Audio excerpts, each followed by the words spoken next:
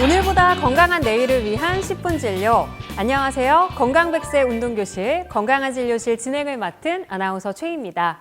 오늘의 진료는요, 국내 단일 질환 사망 원인 1위를 차지하며 20분에 1명이 사망할 만큼 위험한 뇌혈관 질환입니다.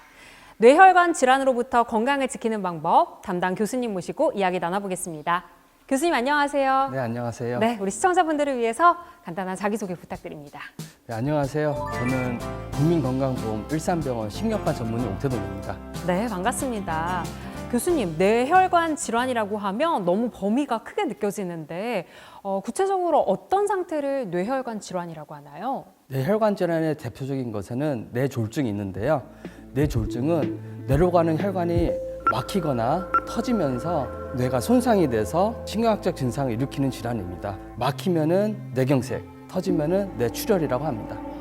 뇌혈관이 막히거나 혹은 터져서 출혈이 생기는 문제가 있을 때 뇌혈관 질환이라고 하는군요. 맞습니다. 그럼 우리나라 분들 중에 가장 많은 뇌혈관 질환을 차지하는 게 어떤 걸까요? 일반적으로 건강검진에서 오시는데요. 그럴 경우에는 동맥경화가 제일 많습니다.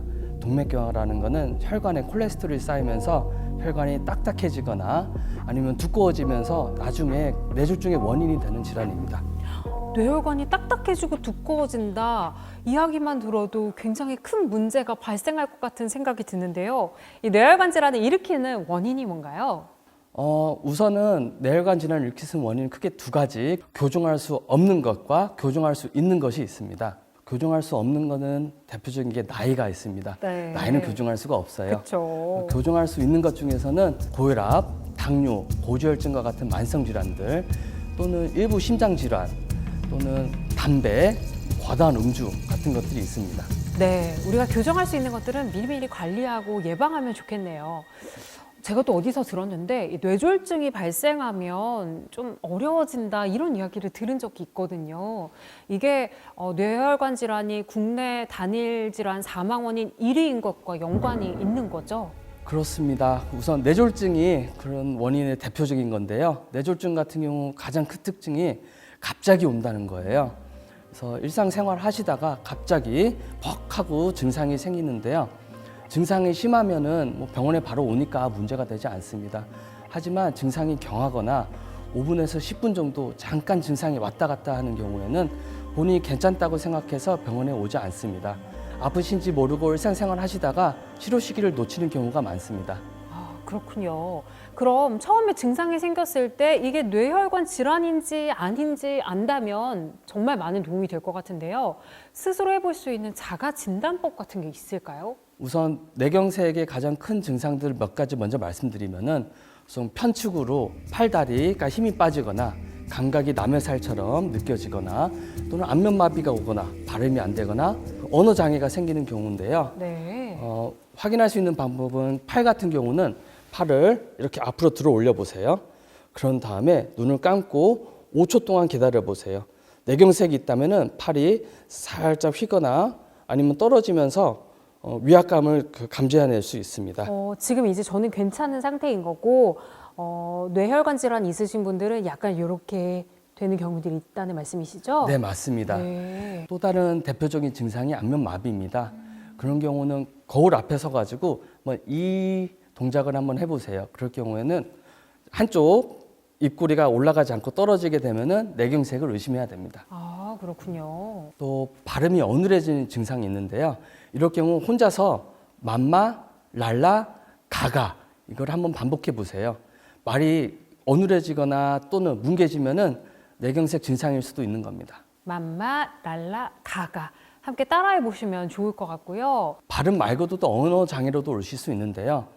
언어 장애가 심해가지고 말을 못 하시는 경우에는 또 병원에 잘 오시는데 또 말은 막 하는데 외계어처럼 엉뚱한 말을 갑자기 하고 그러면은 그런 것도 뇌경색의 증상이니까 놓치지 말고 빨리 병원에 오시는 걸 추천드립니다.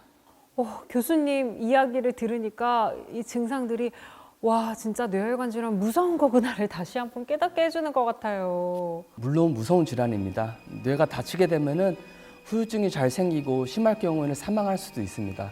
하지만 골든타임 안에 잘 오시면은 치료받으시고 후유증 없이 잘 치료받으실 수 있습니다.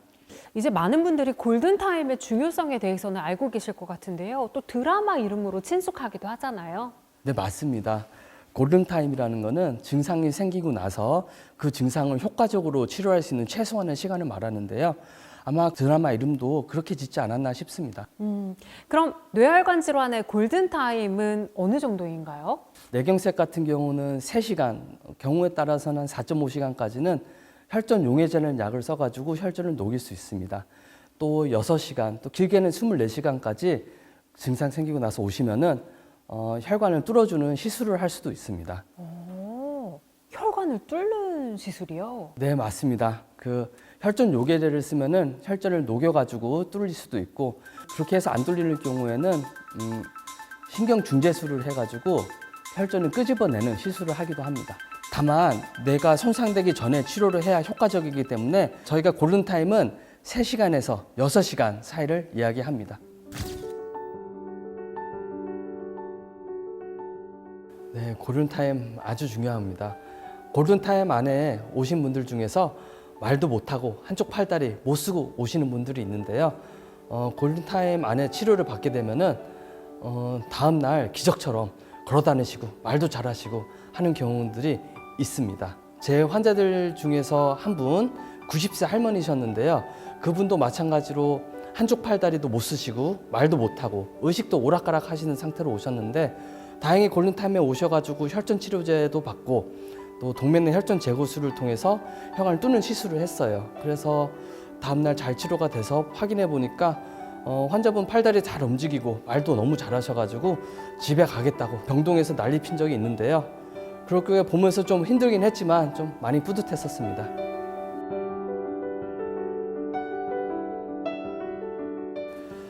우선 골든타임을 지나서 오면은 좀 안타까운 부분부터 있는데요. 그 이유가 이미 뇌가 많이 손상돼서 도움을 드릴 수 없는 경우가 많아요. 그때 혈관을 뚫었다 하더라도 뇌 세포가 이미 다 죽었기 때문에 도와드릴 수가 없고, 또 오히려 뇌출혈이 생겨가지고 증상을 악화시키는 경우가 더 많습니다. 그런 이유 때문이라도 골든타임 안에 오셔가지고 효과적인 치료를 받았었으면 좋겠습니다.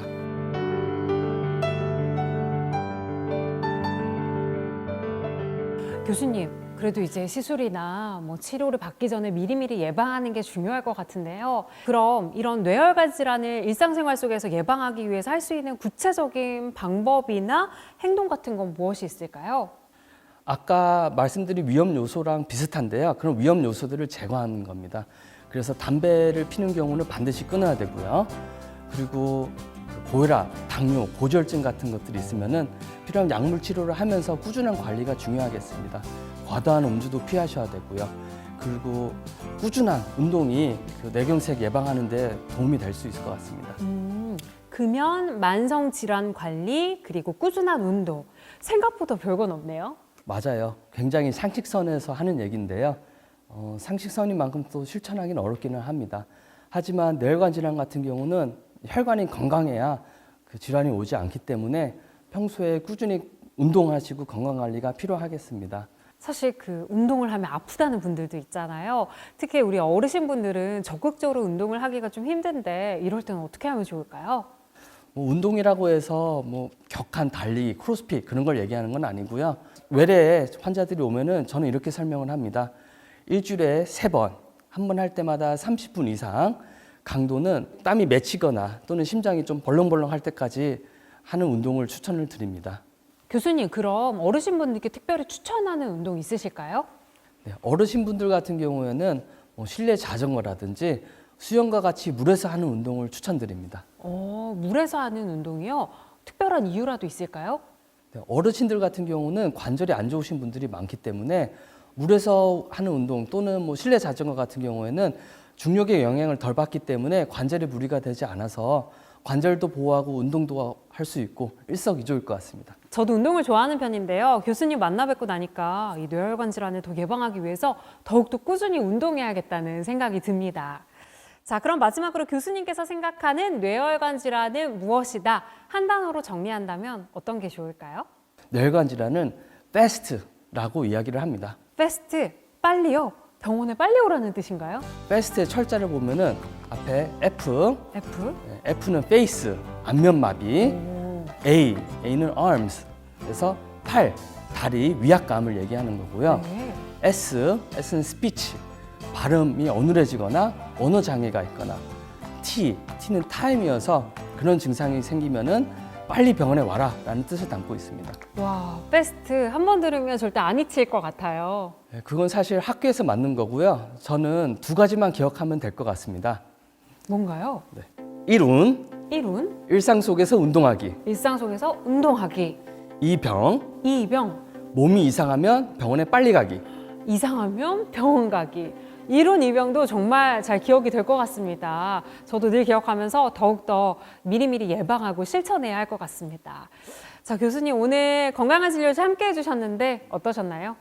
저희 진료실보다 여기 건강한 진료실은 더 많은 분들을 만날 수 있기 때문에 더 유익한 시간이 되지 않나 싶고요. 제가 알려드린 것들을 모두 다 잘 실천하시면서 계속 지속적으로 건강한 생활을 영위하셨으면 좋겠습니다. 네, 오늘 바쁘신데도 흔쾌히 시간 내주셔서 감사합니다.